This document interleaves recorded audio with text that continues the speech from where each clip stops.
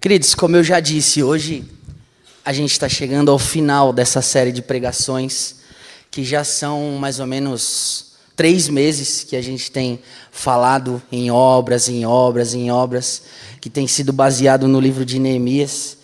E eu não sei vocês, mas pelo menos nós, assim, do Conselho Espiritual, ao longo desses 3 meses, a gente tem visto o quanto o Senhor tem falado ao coração de alguns irmãos, algumas pessoas têm dado feedbacks, e tem sido muito legal a gente estudar o livro de Neemias, que pegou um povo completamente destruído, completamente quebrado, completamente desestruturado, e de alguma forma usado por Deus, pôde fazer tudo o que vocês foram vendo ao longo desses 13 capítulos. E hoje, então, a gente quer dar continuidade, e eu queria perguntar ao pastor Klaus o que ele tem para nos dizer em relação a casamento misto. O que você gostaria de compartilhar com a igreja em relação a isso? O que o Senhor falou ao seu coração? O que o livro de Neemias pode nos ensinar sobre essa questão? Fique à vontade. Sim, eu vou ler o texto que encontramos em Neemias 13, 23 a 27. Neemias 13, 23 a 27. Vi também naqueles dias que judeus haviam casado com mulheres asdoditas, amonitas e moabitas. Seus filhos falavam meio asdodita e não sabiam falar judaico, mas a língua do seu respectivo povo. Contendi com eles e os amaldiçoei, espanquei alguns deles e lhes arranquei os cabelos e os conjurei por Deus, dizendo: não dareis mais vossas filhas a seus filhos, e não tomareis mais suas filhas, nem para os vossos filhos, nem para vós mesmos. Não pecou nisso Salomão, rei de Israel? Todavia, entre muitas nações, não havia rei semelhante a ele, e ele era amado do seu Deus. E Deus o constituiu rei sobre Israel. Não obstante isso, as mulheres estrangeiras o fizeram cair no pecado. Casamento misto é algo bastante emocional. Casamento misto traz muitas vezes dores, dificuldades. Mas antes é importante a gente lembrar o que é um casamento misto. Casamento misto é quando acontece uma mistura do povo de Deus com pessoas que não creem a mesma coisa, com pessoas de outra fé. Quando existe então um casamento onde um cônjuge segue o Senhor Jesus e o outro simplesmente não tem fé ou ele acredita em outra coisa. E casamento misto foi algo que justamente Neemias combateu intensamente, e também Esdras, o sacerdote, no mesmo tempo, e Malaquias também alertou muito o povo. E muitos tiveram reações diferentes. Nesse caso aqui, Neemias foi violento, ele deu um safanão nos pais que deixavam as filhas casar com descrente, e puxou cabelo dos pais que entregavam as filhas para homens incrédulos. Quer dizer, ele realmente reagiu de uma forma muito intensa. Então, tanto Neemias, que estamos estudando, como Esdras e também Malaquias, alertaram muito o povo judeu sobre o perigo do casamento misto. Por quê? Porque o casamento misto é um perigo para o povo de Deus. O casamento misto enfraquece o povo de Deus. O casamento misto enfraquece a própria igreja, o reino de Deus. E essa então foi a mensagem que os profetas Neemias e também outros deixaram muito claramente: a importância do crente casar com crente, da crente casar com crente. E esse princípio pastor Lucas, ele não mudou do Antigo para o Novo Testamento. Esse princípio continua válido. Crente casa com crente. Por quê? Porque é um princípio da palavra de Deus. E toda vez que isso não acontece, o povo de Deus é enfraquecido.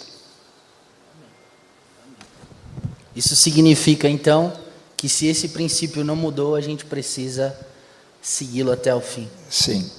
O apóstolo Paulo, ele deixou uma instrução aqui. Opa, está caindo tudo aqui, mas é que estou sem púlpito. Está aqui, do lado esquerdo. Está aqui, exatamente. Ele deixou uma instrução bastante clara em 1 Coríntios 7, 39. E aqui é uma mensagem que Deus mandou para a Eliane. Foi o seguinte: a mulher está ligada enquanto vive o marido. Contudo, se falecer o marido, fica livre para casar com quem quiser. Agora veja como termina o versículo. Mas somente no Senhor. Mas somente no Senhor. Então, a Eliane podia casar com quem quisesse. Mas aqui o apóstolo Paulo deixa uma instrução bastante clara, dizendo, olha, mas somente no Senhor, que seja um homem crente. Eu vou pedir para a Eliane vir aqui falar 1 minuto e 37 segundos sobre a sua experiência. Ela esteve viúva 8 anos e meio. E nesse tempo aconteceram várias coisas, mas você tinha um propósito, certo? Fala bem rapidamente que os outros pastores também querem falar. É muito pouco tempo, mas tudo bem. Bom dia, irmãos. Então, é o seguinte, eu quando fiquei viúva, né, eu conversando com Deus, depois que eu já tinha passado pelo luto, tudo, que se Deus tivesse para mim uma pessoa para ser meu esposo, meu companheiro, meu amigo, então que Deus estivesse me preparando para essa pessoa e preparando essa pessoa para mim também, porque Deus age de uma forma que nós temos que saber esperar em Deus. Eu esperei todo esse tempo. Por quê? Porque eu sabia que Deus estava preparando essa pessoa para mim. Porque para mim Deus já tinha revelado que Ele já tinha me preparado para essa pessoa. E, claro, eu tive outras pessoas também que se interessaram, que, né, tentaram entrar em contato, conversar, fazer amizade e tal, mas eu sempre buscando no Senhor e Deus, né, não confirmava isso. E uma colocação que eu coloquei para Deus também: essa pessoa tem que vir até mim, vai ter que chegar e me procurar, e Deus também confirmar no meu coração. Porque o que eu queria era um homem que tivesse os princípios do Senhor, o temor no Senhor, uma pessoa que andasse nos caminhos do Senhor e obediente ao Senhor, e que amasse o Senhor mais do que a mim, do que qualquer coisa. Então, no tempo certo, Deus me enviou o Klaus, porque Deus faz infinitamente mais do que tudo o que pensamos, que pedimos ou que sonhamos. E então foi assim, muito infinitamente mais, se existe essa palavra. Então é isso, irmãos. Lá na tela apareceu 000, acabou meu tempo. Muito obrigado. Obrigado por poder compartilhar com a gente esse princípio imutável da palavra de Deus, que não muda. Obrigado também, Eliane, por poder colaborar com a gente aqui. Queria ouvir também agora Arthur, nosso querido e amado presbítero. Em relação à irresponsabilidade financeira que a gente pode ter atualmente e que pessoas tiveram, o que a palavra de Deus pode falar com a gente através do livro de Neemias? Bom dia, irmãos, bom dia, irmãs. Então, o que nós temos aqui é o capítulo 13 de Neemias, e nesse capítulo, justamente, Neemias vai tratar aqueles pontos, aquelas coisas que poderiam fazer o povo de Deus se desviar do Senhor de novo. E o segundo ponto que a gente está tratando aqui é justamente a questão do dinheiro, né? Quem esteve mais cedo aqui embaixo, a gente teve o nosso momento de EBD, e foi feito até um comentário pela irmã Vilma, né? A respeito dessa questão, que às vezes o dinheiro é uma coisa que pega, é uma coisa que dificulta as pessoas para exercerem, né, a sua generosidade e ajudarem. Então esse é um aspecto que Neemias acaba colocando aqui como um potencial de um problema que poderia desviar o povo do Senhor. Então lá em Neemias capítulo 13, dos versículos 9 a 14, a gente tem então Neemias chamando a atenção do povo.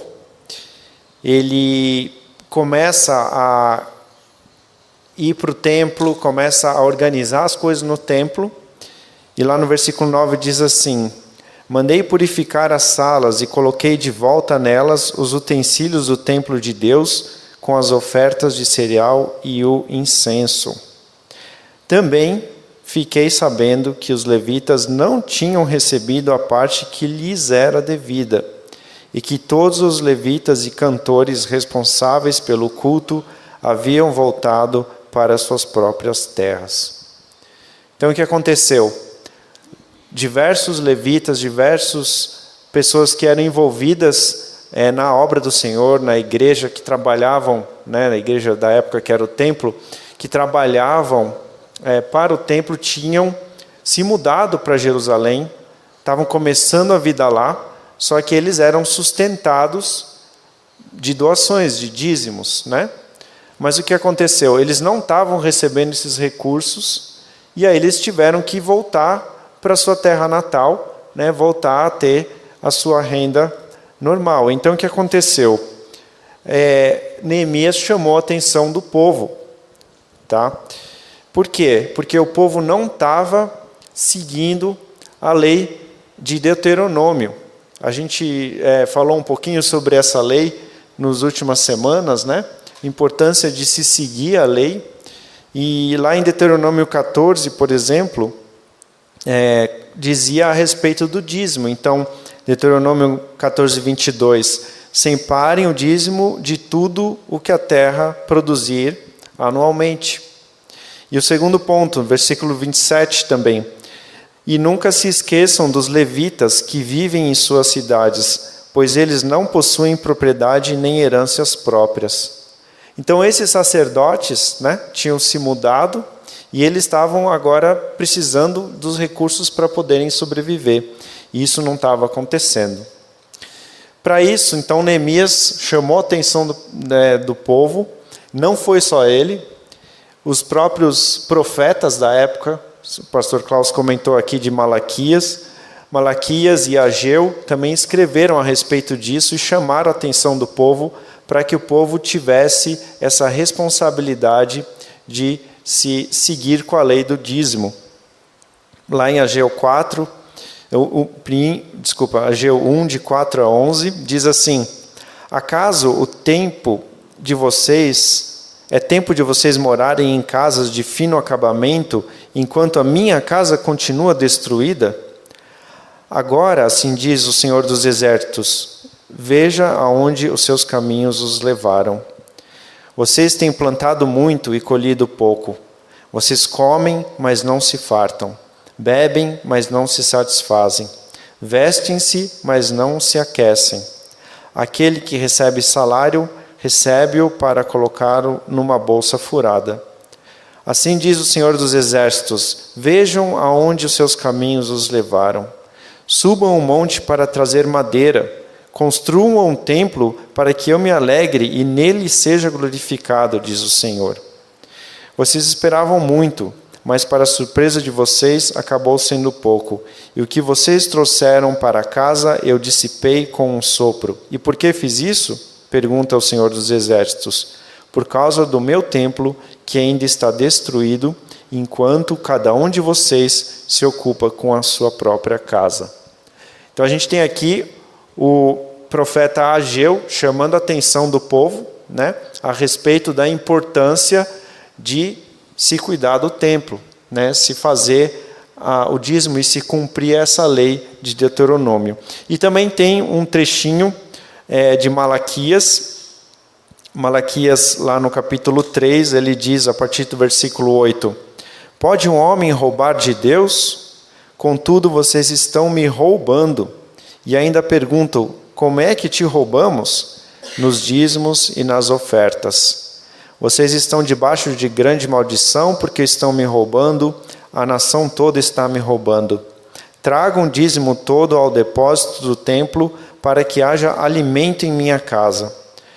Ponham-me à prova, diz o Senhor dos Exércitos, e vejam que, se não vou abrir as comportas dos céus e derramar sobre vocês tantas bênçãos que nem terão onde guardá-las.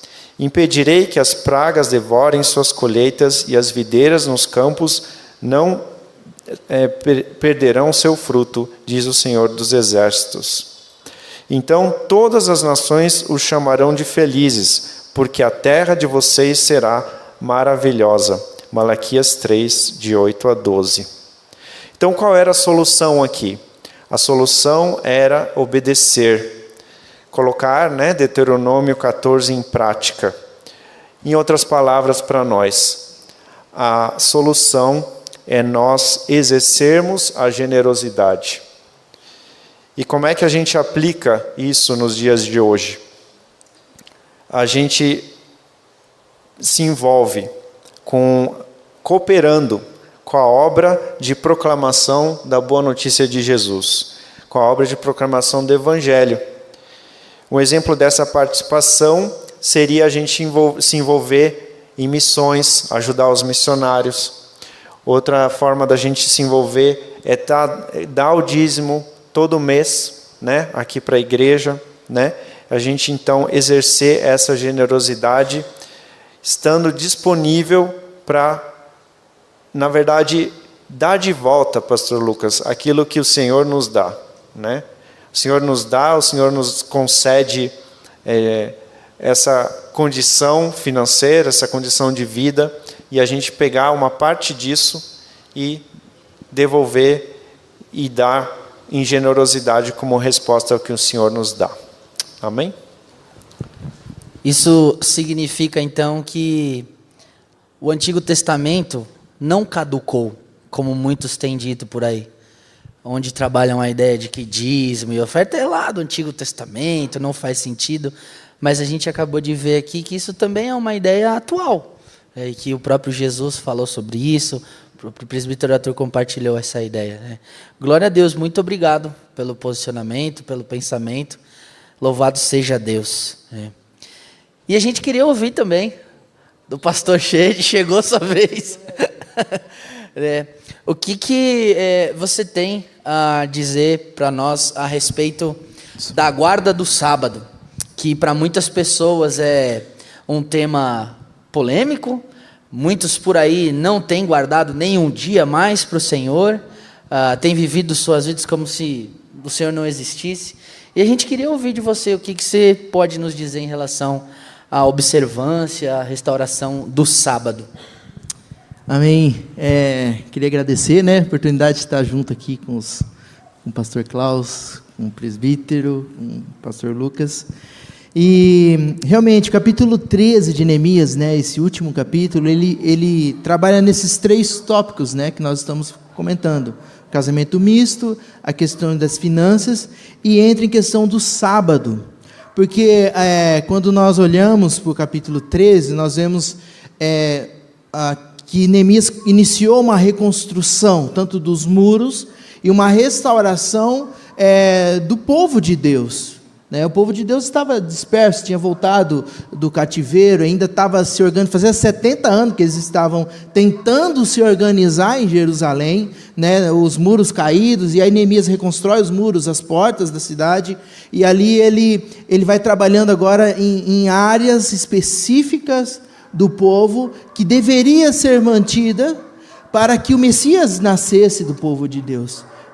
E uma das observâncias que Neemias percebeu, que o povo no sábado estava comerciando, estava trabalhando, estava fazendo comércio, estava comprando, vendendo, e aqui no capítulo 13, no verso 15 ao 22, ele relata isso. Eu não vou estar lendo, mas ele fala que, só no 15 diz assim, naqueles dias vi que Judá, alguns trabalhavam nos tanques de prensar uvas no sábado, e juntavam trigo, e carregavam em jumentos, e transportavam com vinho, uvas, figos, e todo tipo de carga.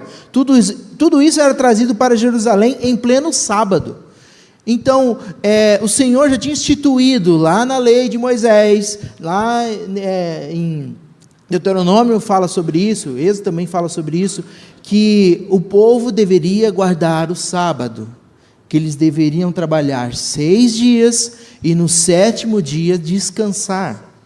Isso era algo da lei, isso era algo que o Senhor tinha ordenado, para o povo de Deus. E o povo não estava guardando, esse mandamento. E como o pastor Lucas disse aqui, realmente esse mandamento de guardar o sábado é muito polêmico. É uns mandamentos que muitos têm questões. Será que eu devo guardar mesmo? Já fui acusado, você não guarda o sábado, então você está em pecado. Como que nós pensamos, como nós vemos sobre isso? Então o povo estava desobedecendo a lei, porque estavam trabalhando no sábado, naquela realidade. Mas qual é o significado do sábado? O que a Bíblia diz sobre o sábado, sobre guardar o Shabat, ou sábado em hebraico? Primeiro, para nós lembrarmos da criação, lembrarmos do Criador, porque o próprio Deus deu esse exemplo de descansar, um dia de descanso. 6 dias ele trabalhou na criação, no 7º descansou. Então, quando nós guardamos o sábado, nós lembramos, olhamos para a criação, olhamos para Deus, que Ele deu exemplo para nós, que o sábado tem que ser santificado, consagrado, separar, guardar. Então, é algo que todo cristão deve praticar. Mas por que guardar o sábado? E nós vemos isso nas Escrituras, que quando nós olhamos para o Velho Testamento, isso fazia parte do calendário judaico, o sábado. Mas hoje, como igreja de Cristo, necessariamente nós temos que ser o sábado. Mas por que nós estamos no domingo, num culto de celebração? Por que chegou isso? Em Colossenses 2,16, diz o seguinte, que eu gostaria de estar lendo. Deixa eu abrir aqui. Colossenses. Olha o que Paulo fala sobre isso. Colossenses 2:16 e 17. Portanto, não permitam que ninguém vos julgue pelo que vocês comem ou bebem, ou com relação a alguma festividade religiosa, ou a celebração das luas novas, ou dos dias do sábado. Olha o verso 17 que diz: estas coisas são sombras do que havia de vir. A realidade, porém, encontra-se em Cristo. Paulo fala sobre a lei, sobre o Velho Testamento, sobre a Antiga Aliança, como uma sombra. É a mesma coisa quando você está olhando, o sol está batendo por trás de uma pessoa, a pessoa está andando, você está vendo a sombra. Você está vendo que é uma pessoa, está vendo que é um formato, tem braço, tem cabeça, mas você não consegue ver os detalhes. Então Paulo explica para os irmãos aqui no Novo Testamento, que a lei é como se fosse uma sombra, mas hoje nós não temos mais sombra. Nós temos o próprio Cristo, Jesus é presente. Então nós temos que observar alguns princípios da lei e aplicar hoje. Então, e também em Oséias, em vários outros textos, fala que Jesus é o sábado, Jesus daria o descanso, né? Entraria também, mostraria isso para o seu povo. Mas por que nós não guardamos o sábado em si, o dia de ontem, mas sim o domingo? Primeiro, porque Jesus ressuscitou no domingo, né? Ele se apareceu para os seus discípulos no domingo. Jesus derramou o Espírito Santo no domingo. A igreja cristã se reunia para celebrar a ceia e fazer ofertas no domingo. Jesus apareceu a João na ilha de Patmos no domingo. Então o domingo é o dia onde nós celebramos a vitória de Cristo sobre a morte para a nossa gloriosa redenção. Então a igreja de Cristo, desde o início, não foi que foi instituído no século III, que a igreja católica falou, não, agora vai ser no domingo. Não foi a igreja católica que instituiu isso, mas foi desde os discípulos, que eles começaram a se reunir aos domingos, a ressurreição de Cristo aos domingos. E o domingo ficou sendo o dia do cristão como um dia de separar para Deus, o dia de descansar diante de Deus, o dia de nós lembrarmos do nosso Criador. Então, por isso que hoje nós não guardamos o sábado em si, como estava orientado na lei judaica, mas sim, hoje nós guardamos, digamos, o domingo. Mas lembrando do princípio, o descanso, de guardar e de glorificar a Deus, ter um tempo de descanso, sabendo que o Senhor provê todo o sustento. No maná era assim. Durante 6 dias o pessoal colhia, na sexta-feira, eles poderiam colher dobrado, porque o Senhor iria suprir o alimento do sábado. E para nós continua sendo isso. Nós guardamos esse princípio de descansar. Trabalhe 6 dias, mas descanse em um e separe para o Senhor. Amém. Amém. A ideia então é descanso. É importante. Glória a Deus. O próprio Jesus fez isso. Jesus descansou também. Obviamente que numa situação ali onde queria testar os discípulos, Jesus resolve dormir num barco que estava bem balançando, mas ensina a gente a fazer isso, então é muito importante também. Obrigado, Shade aí, nosso pastor querido, muito obrigado. E a gente quer passar agora, queridos, para um momento, se você lembra, eu disse aqui no começo, se você tiver dúvidas, escreve lá no WhatsApp da igreja. E eu queria saber do Cláudio se a gente tem alguma pergunta, se tem alguma coisa que... Tem 3 perguntas. Gostei. Então, por favor, o Cláudio vai nos fazer a pergunta aqui no microfone e qualquer um dos 3 irmãos podem ficar livres aí para responder. Se mais de um quiser falar também, fiquem à vontade. Bom dia a todos. Aqui temos então 3 perguntas que chegaram, tá? Eu não vou identificar as pessoas que enviaram a pergunta, tá? Apenas para resguardar a pessoa, mas uma pergunta, quer dizer, 2 perguntas são sobre a questão do casamento misto. Já pega o microfone. Já pega o microfone, pastor. Eu acho que talvez eu vou tentar, vou fazer uma pergunta e depois a gente faz a outra. Eu acho que vai dar tempo de fazer.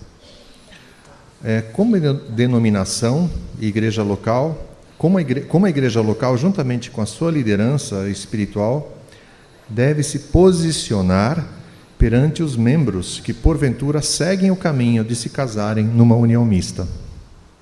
É uma pergunta complicada, mas eu acho que foi falado, né, pastor? Eu acho que como que a igreja, como que a gente deve se posicionar nesse caso?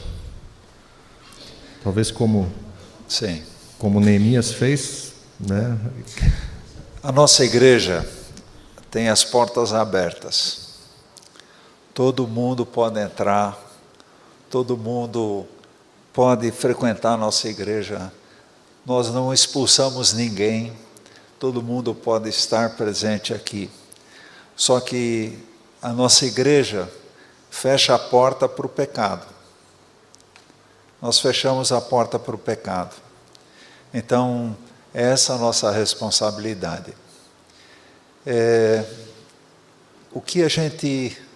A pergunta é como nós reagimos, como tratamos. Devemos nos posicionar. Sim. Muitas vezes os casamentos mistos dentro da igreja acontecem sem a liderança saber. E então, de repente, a gente fica sabendo, olha, casou, e quem é a pessoa? Não é uma pessoa querida, de boa família, porém não é crente. E então a gente procura entrar em contato com a pessoa, conversar com ela e perguntar se por que essa decisão e o que aconteceu, o que motivou. E muitas vezes acontece assim, quando a pessoa, o membro da igreja, não tem claramente dentro do seu coração o princípio qual é? Procurar um crente, ou procurar uma pessoa que realmente professa a mesma fé. Se a pessoa não tem esse princípio, começa um envolvimento, e aí os dois ficam apaixonados. E quando o casal está apaixonado, acabou. Eles estão apaixonados e só vem a paixão e... né?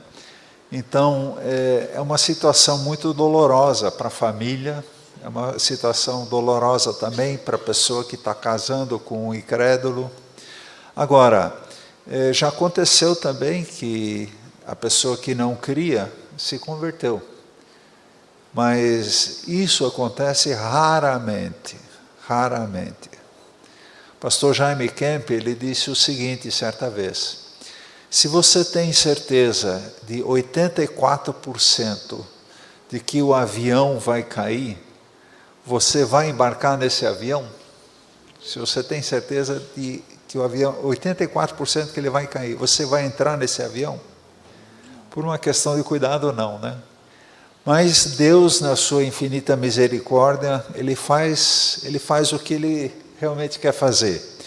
E a gente sabe de testemunhos onde que a esposa crente casou com um incrédulo, por muitos anos orou e no fim o homem se converteu.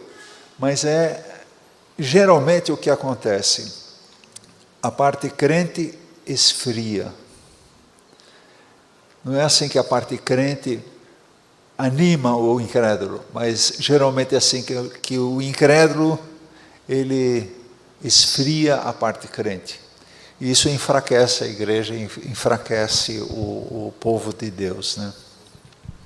Uma vez eu ouvi de um pastor, num aconselhamento bíblico, o seguinte, em relação a isso: a vida com Deus não se faz com experiência dos outros, vida com Deus se faz com Bíblia.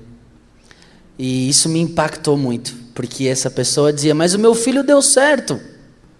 E ele disse, o seu deu, mas outros 100 não deram. Então, vida com Deus não se faz com a experiência dos outros. Vida com Deus se faz com a palavra de Deus. Então, quando o Senhor falou, eu me lembrei disso, de uma frase que ecoa no meu coração, até hoje. Obrigado.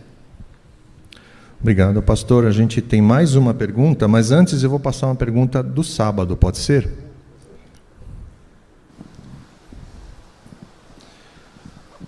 Pergunta é: como guardar o sábado se o meu trabalho exige que trabalhe no sábado e no domingo, que seriam hoje os dias de descanso? Guarda a segunda. Faz igual a gente. Faz igual a gente, pastor. Né? Simples, desculpa a simplicidade, mas é algo. Tem pessoas que têm empresa, têm comércio, que trabalham no sábado, trabalham no domingo. Por isso que eu trouxe aqui a ideia do princípio, do fundamento de guardar o sábado, né? E agora, se trabalhar 7 dias da semana, aí você está entrando num perigo. Pelo menos um dia, ou na segunda, ou na terça, ou na quarta, um dia que você consiga falar, ó, esse dia eu vou descansar, esse dia eu vou separar para estudar a palavra, para cultuar, para estar com a minha família, com a minha casa, porque é um princípio de família também. Toda a família deveria descansar. É interessante que o Shabat, o pessoal não podia nem acender o fogo. Não podia ligar o fogo, não podia nem preparar a comida, né? Tinha até uma certa questão de distância. Então, para aqueles que trabalham, para aqueles que têm uma vida intensa, né? Independente do dia da semana, mas separem um dia. Não, fala, eu vou me consagrar, eu vou buscar o Senhor. Precisamos ter esse tempo com a família, né? com você mesmo e de descanso. Então não é pecado separar a segunda-feira, não é pecado separar a terça-feira ou um outro dia, né? Ou até mesmo um dia que tem uma programação na igreja, né? No caso, no meio da semana nós temos o culto de oração na terça, temos a quinta, que é o grupo familiar, né? Então, se caso a nossa igreja também tiver muitos empresários, muitas pessoas que tenham negócios, que trabalham no sábado e domingo, nós vamos fazer o culto na segunda. Né? Amém, eu topo por isso, né? Para que as pessoas possam ter esse tempo com Deus e com a família.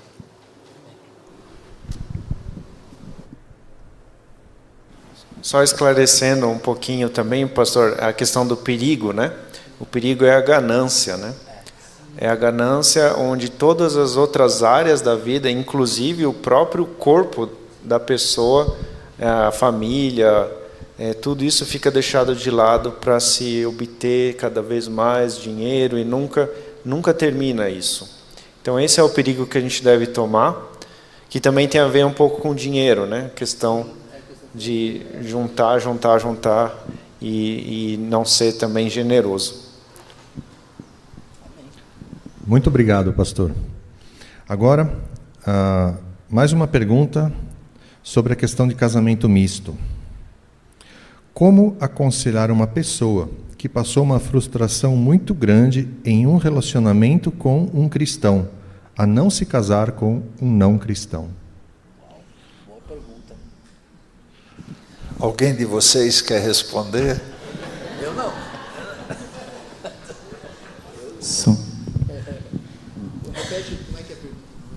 Como aconselhar uma pessoa que passou uma frustração grande em um relacionamento com um cristão a não se casar com um não cristão? Ela sofreu muito com um cristão. Então, de repente, ela vê, puxa, o cristão não está funcionando como a Bíblia está dizendo. Tem alguma coisa errada. Então, Eu ouvi alguém falando aqui, que cristão é esse? É interessante pensar nisso. Mas vamos só lembrar. Primeiro, amizade. Depois, namoro. Depois noivado, depois casamento. E amizade para conhecer assim, perceber se tem a química ou não. Depois vem namoro. Para que serve o namoro? O namoro é para a gente se conhecer espiritualmente e não fisicamente. Espiritualmente. E essa é uma fase importantíssima. Namoro, sim, dá para interromper, dá para parar, quando você percebe que não tem. Enfim, a gente, para se conhecer realmente o namoro, e principalmente se conhecer espiritualmente. O que o outro pensa? Quais são os valores? A pessoa tem condições de ser a mãe dos meus filhos ou o pai dos meus filhos? Quem é a pessoa? Para isso existe namoro, para realmente as pessoas se conhecerem. O noivado é a decisão depois de que a pessoa diz, não, é essa pessoa. Aí vem o noivado.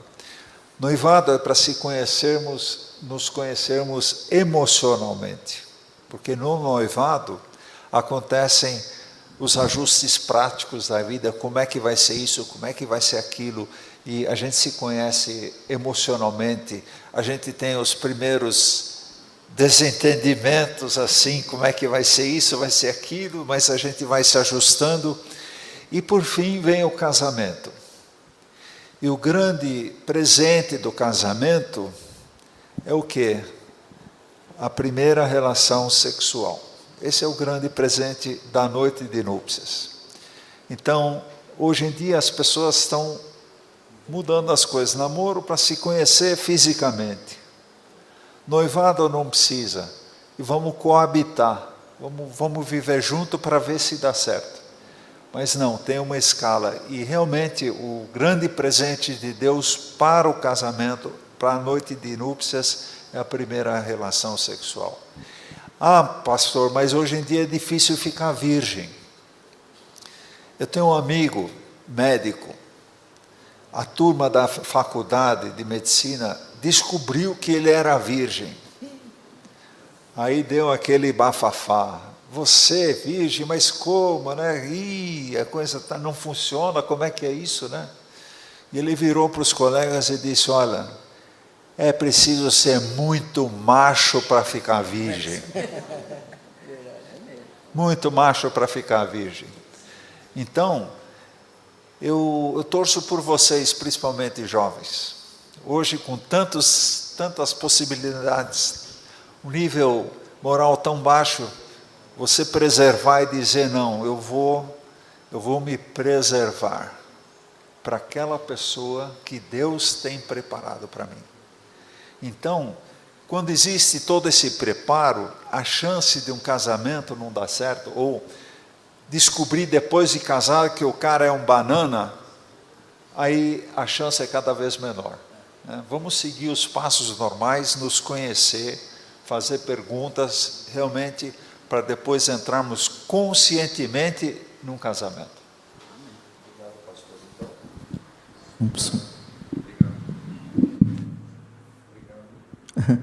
Não, eu só queria não acrescentar, mas essa pergunta ela traz, nós temos que prestar atenção muito, porque às vezes nem tudo que reluz é ouro, né? E eu tive uma experiência assim, de uma menina que gostava de mim e não era cristã. Então a gente já vem com esse, só namoro crente, né? Eu falei, beleza. Aí ela chegou, estou gostando de você, não sei o que e tal, vamos conhecer mais. Eu falei, desculpa, eu sou cristão e tal, mas por quê? Aí ela falou, tem que ser crente? Tem. Então eu já me converti, né? Na mesma semana se converteu, já queria batizar, já queria fazer tudo. Para quê? Só para, entrar no requisito para poder... e às vezes a gente trabalha desse jeito, a gente quer burlar, quer dar uma manobrada na situação. Por isso que, como o pastor Klaus trouxe e falou, se conheçam, veja os frutos de arrependimento, veja os frutos de Cristo na vida da pessoa.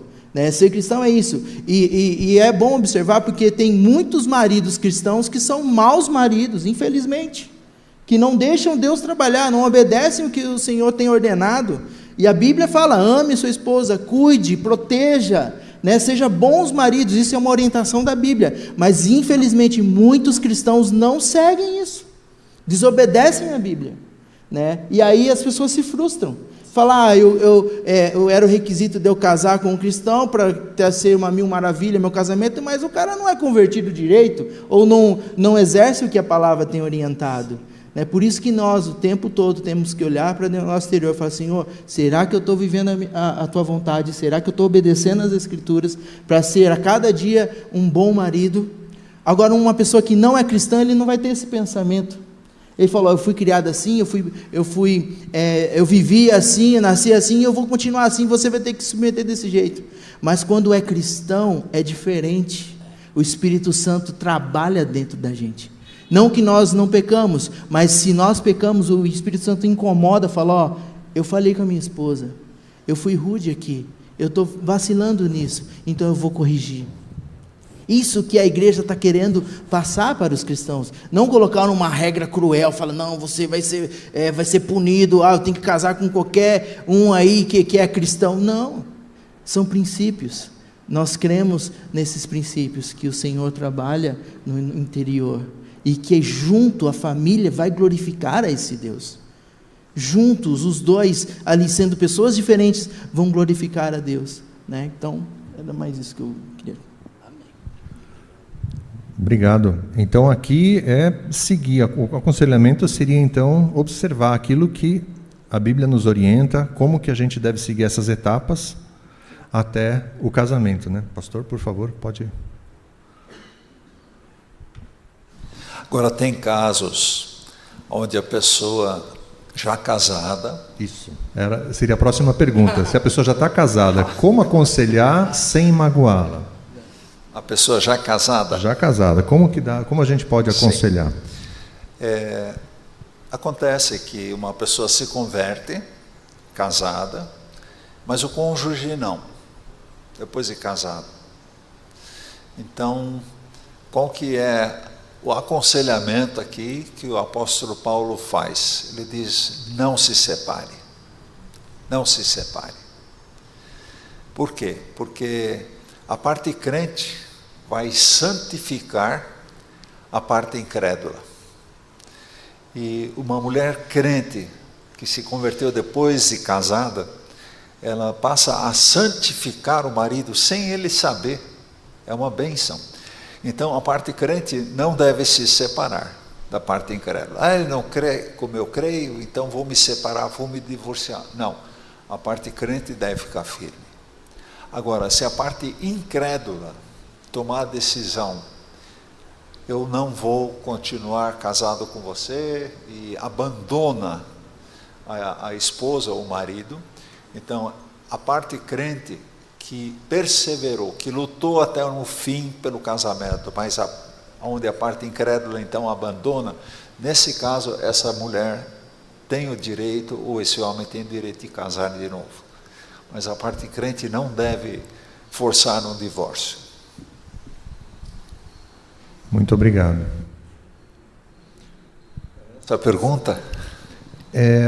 Eu acredito que talvez até seja de uma pessoa que era crente e acabou se casando com uma descrente. Eu acho que pode ser esse, porque não dá para dizer aqui exatamente, mas pode ser que seja uma pessoa que não seguiu as etapas exatamente como o pastor falou antes, e aí acabou casando.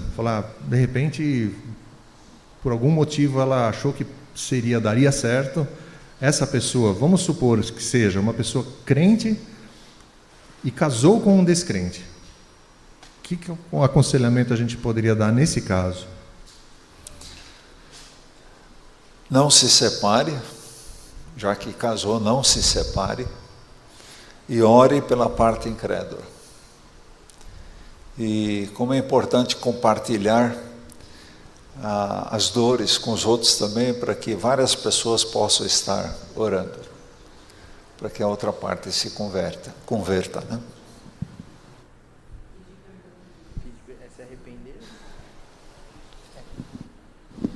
Questão de se arrepender, pedir perdão e seguir a vida, o caminho de Cristo, né? Eu conheci uma senhora no sertão que era viúva e casou com 16 anos, bem nova, e o marido deixava ela vir na igreja e tal, tranquilo.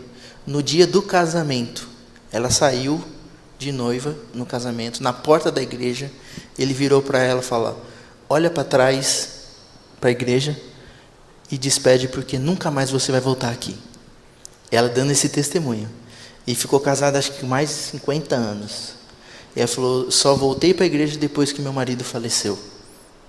Então, como que foi essas décadas de vida, né? Sem estar na igreja, sem poder cultuar.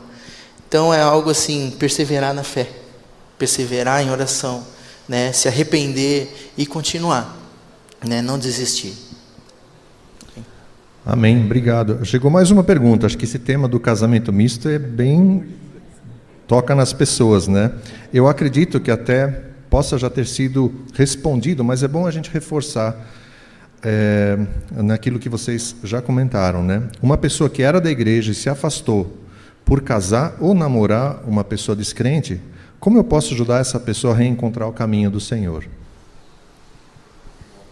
Ela se afastou, casou, se afastou, né? E como eu posso ajudá-la a reencontrar o caminho? Eu creio que ajuda, a gente quer ajudar, a gente quer realmente apoiar, mas uma coisa é fundamental: a pessoa precisa reconhecer que errou. Se a pessoa não reconhece que errou, que está tudo em ordem, não tem como ajudar, né? Mas ajuda qual seria? Realmente apoiar em oração, não abandonar o cônjuge e santificar o cônjuge e estar em oração por ele e realmente vivendo o cristianismo prático, né? E muitas vezes não adianta falar, porque às vezes a esposa vem e fica no ouvido do marido incrédulo, né? E ele agir, né? Em silêncio conquistar. Amém. Muito obrigado. Eu acho que foram as perguntas que chegaram por enquanto. Entrou mais uma aqui.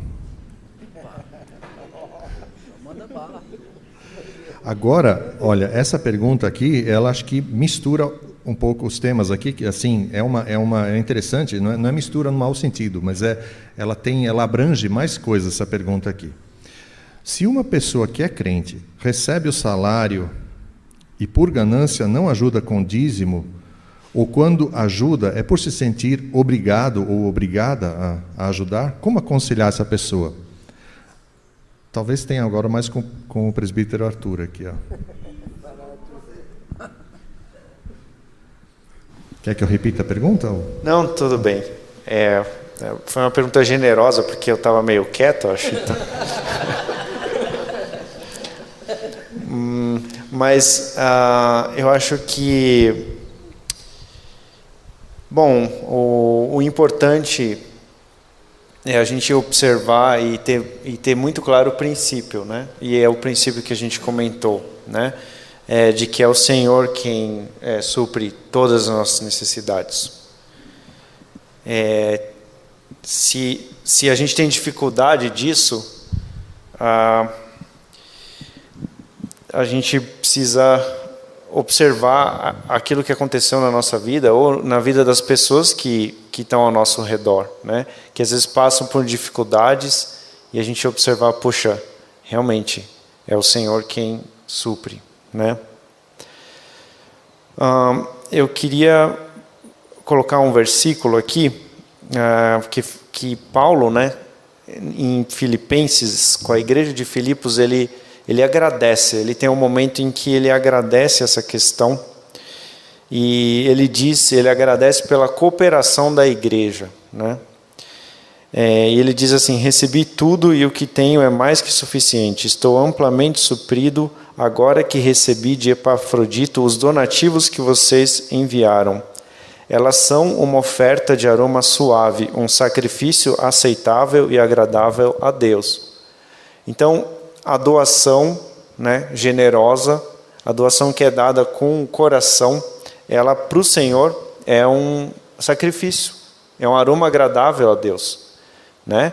Então, uma coisa importante, quando a gente doa para o Senhor, independente para onde o dinheiro vai, enfim, a gente faz isso para o Senhor, tá? Então, esse primeiro ponto em relação à ganância. A gente quer agradar a Deus, a gente tem que passar por cima dessa dificuldade. E o segundo ponto: o meu Deus suprirá todas as necessidades de vocês de acordo com as suas gloriosas riquezas em Cristo Jesus. Então, vencer a ganância também com o dízimo significa que Deus vai nos abençoar. Ele vai nos suprir de acordo com as gloriosas riquezas dele. Às vezes, as riquezas das pessoas são dinheiro, mas tem tanta outra necessidade, de falta de amor, de falta de tantos outros valores. Então, às vezes, vencer a questão da ganância, Deus vai retribuir, talvez não com mais dinheiro, mas com diversas outras coisas ricas e gloriosas de Jesus que essa pessoa precisa para a vida dela.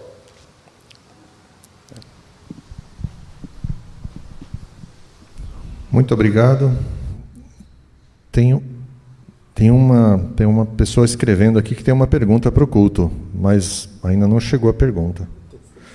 Eu estou pensando se o tempo vai dar, ou a gente pode fazer que A gente aguarda um pouquinho ou...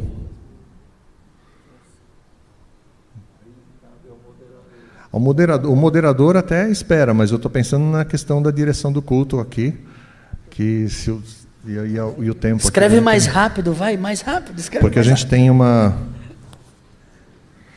A gente ainda tem o Real Missionário hoje, né? Então... Que tal se a gente deixar para... Vamos deixar para a próxima, então? Vamos deixar, então... querida ou querida, vamos deixar, então, essa pergunta para a próxima oportunidade. E talvez essa pessoa pode procurar os pastores, né, o presbítero aqui, para poder tirar a dúvida sobre esse tema. Tá bom? Amém. Vamos fazer assim, a gente então encerra agora essa sessão de perguntas. Tá bom? Obrigado, gente. Então, obrigado, muito obrigado a todos que participaram. Tá? Vamos seguir então com o culto. Obrigado a todos. Queridos, para a gente encerrar esse momento aqui, acho que é importante a gente orar antes, né? Mas relembrar do que Neemias fez ao longo desses 3 meses aqui com a gente. O povo estava sem identidade, sem fé, sem esperança, mas Deus usou, não só Neemias, usou Esdras, Zorobabel e tantas pessoas, né? Assim como um dia também usou Jesus para que pudesse gerar vida no nosso coração. Então o nosso desejo como conselho espiritual é que você entenda que Jesus te chamou para viver uma vida que agrada a Ele, com base em tudo o que a gente falou aqui. Afinal de contas, você só vai parar de estar em obras no dia que Jesus te levar. Então, enquanto Jesus não te leva, não chegou a tua aposentadoria ainda. Tá bom, querido? A gente quer que, em nome de Jesus, você possa viver o que está escrito em Filipenses 1:6. E eu vou ler aqui para a gente encerrar. Diz o seguinte, palavras do apóstolo Paulo. Estou convencido de que aquele que começou a boa obra em vocês vai completá-la até o dia de Cristo Jesus. Amém, gente? Vamos orar? Alguém quer orar? Deixa eu levantar aqui. Senhor, nós te louvamos, nós te agradecemos, porque hoje nós podemos completar essa série de pregações, onde o Senhor pôde sim falar ao nosso coração sobre diversos assuntos, sobre uma diversidade de temas. Muito obrigado, Deus, porque um dia o Senhor confrontou e impactou o coração de Neemias, a fim de que ele pudesse viver, Deus, tudo o que nós pudemos usufruir, tudo que nós pudemos desfrutar nesses últimos 3 meses. Graças te damos, Senhor, por esse livro tão precioso, por esse livro tão importante, que na verdade é um só, junto com Esdras. Até em algumas Bíblias mais antigas, a gente vê Esdras / Neemias como sendo um livro só. E nós te louvamos, Deus, pela vida desses homens que foram fiéis a Ti até o fim, que apesar de serem pecadores, entenderam que o Senhor os estava chamando para poder fazer algo que o Senhor queria através da vida deles, Deus. Dessa mesma forma eu oro para que em nome de Jesus, nós como igreja aqui, entendamos, Deus, que constantemente o Senhor nos chama a compartilhar da Tua boa obra na vida de pessoas que ainda não Te conhecem, Deus. Assim como o Senhor um dia nos resgatou, nos trouxe para a Tua luz, nos trazendo através da Tua graça maravilhosa, que nós possamos, Deus, também impactar pessoas através da Tua palavra, Deus. Graças Te damos pela oportunidade que temos, chamada vida. Estamos vivos ainda, estamos respirando. E como diz o texto de Filipenses, aquele que nos chamou completará a boa obra em nossa vida até o dia de Cristo Jesus. Muito obrigado, porque o Senhor constantemente nos faz estar em obras a fim de que nós possamos melhorar para a Tua honra e para a Tua glória. Graças te damos, Jesus. Muito obrigado, Espírito Santo, pela liberdade que teves em nosso meio para falar através de nós. E graças te damos também, Deus Pai, porque o Senhor de fato nos ensinou muito. Muito obrigado também, Deus, pela vida do pastor Shade, pastor Klaus, os presbíteros Cláudio e Arthur, que também puderam compartilhar aqui ao longo desses 3 meses o que o Senhor quis falar através da vida de cada um deles. Louvado seja o Teu nome. Muito obrigado. Eu oro com gratidão no coração, em nome de Jesus. Amém.